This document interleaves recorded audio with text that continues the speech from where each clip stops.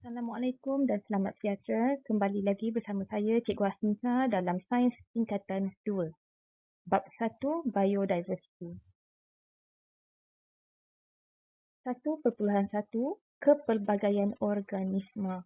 Okey, dalam topik ini kita akan belajar maksud biodiversity dan juga kepentingan biodiversity kepada semua. Okey, yang pertama, apa yang dimaksudkan dengan biodiversity? Kalau kita lihat pada slide ini, maksudnya adalah kepelbagaian organisma sama ada mikroorganisma, haiwan atau tumbuhan. Okey, daripada perkataan biodiversity itu sendiri kita dah boleh tahu. Bio berasal daripada biologi. Biologi merujuk kepada hidupan. Hidupan ni tak kiralah sama ada manusia, haiwan, tumbuh-tumbuhan dan juga mikroorganisma. Manakala diversity, apa yang dimaksudkan dengan diversity? Maksudnya adalah kepelbagaian, pelbagai, banyak jenis.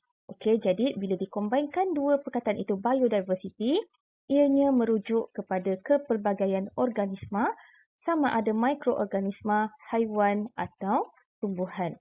Bagaimana boleh berlakunya kepelbagaian organisma ini ataupun biodiversity? Ianya wujud akibat daripada kepelbagaian habitat dan cuaca.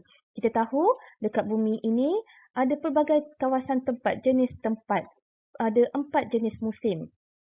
Okey, jadi daripada itu kita segala habitat akan jadi pelbagai, jadi banyak jenis. Ada yang di kawasan tundra, hutan tropika, kawasan salji dan sebagainya.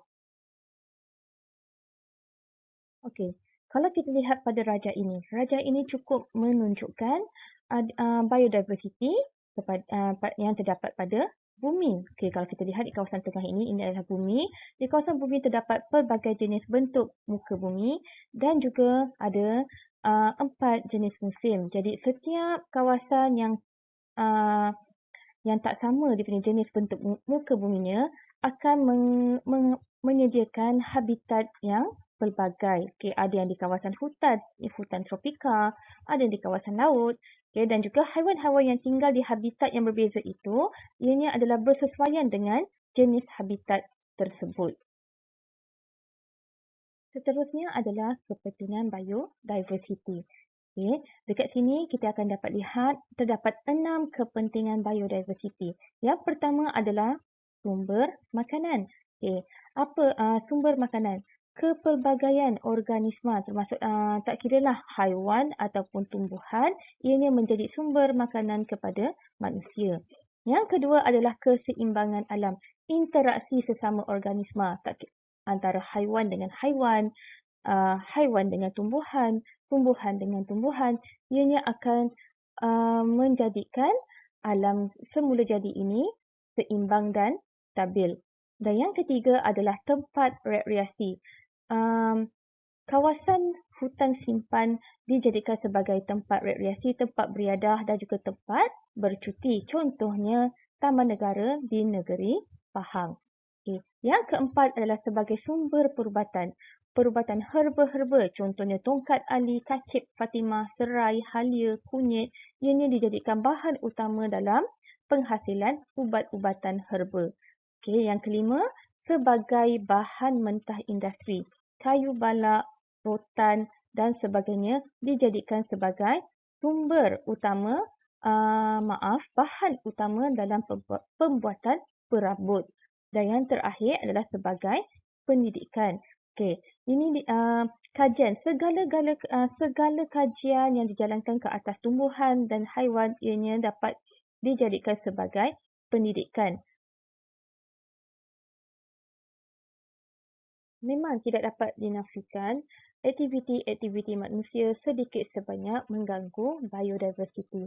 Atas inisiatif kerajaan dan juga masyarakat yang prihatin, beberapa langkah telah diambil untuk melindungi biodiversity kita daripada musnah dan pupus. Antaranya ialah yang pertama, penguatkuasaan undang-undang. Okey, dekat sini kerajaan biasanya akan keluarkan arahan ataupun undang-undang untuk ke atas pemburuan haram, pembalakan haram dan juga pemerdagangan haiwan-haiwan eksotik yang dilindungi sepenuhnya. Yang kedua adalah penghutanan semula.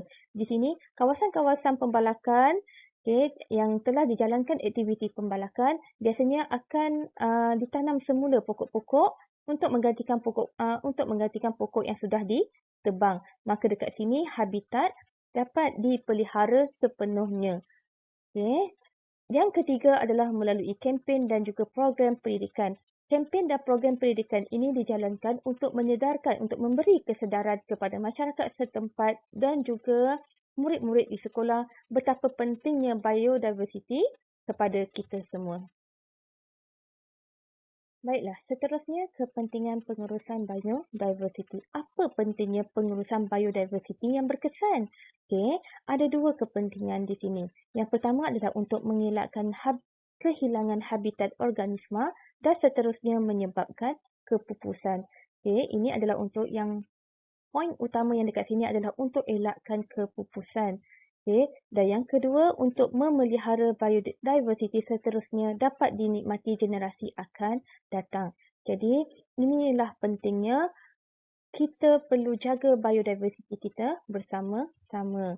Sekiranya berlaku kerosakan ataupun kemusnahan biodiversiti kita, maka keseimbangan alam semula jadi tidak akan berlaku dan ini akan menyebabkan kesan yang sangat mendalam kepada manusia, haiwan dan juga tumbuh-tumbuhan. Sebelum saya mengakhiri pembelajaran kita pada hari ini ada satu soalan cepuk emas. Selaku seorang murid, nyatakan satu kaedah pemeliharaan dan pemuliharaan biodiversiti yang anda boleh amalkan. Ingat ya, saya key point dekat sini, selaku seorang murid. Bukan anda sebagai seorang penguatkuasa, masyarakat dan sebagainya lah. Tetapi anda sebagai seorang murid. Apakah kaedah pemeliharaan dan pemuliharaan biodiversiti yang anda boleh lakukan? Saya bagi tempoh 3 minit dan kita akan bincang dalam kelas sebentar lagi.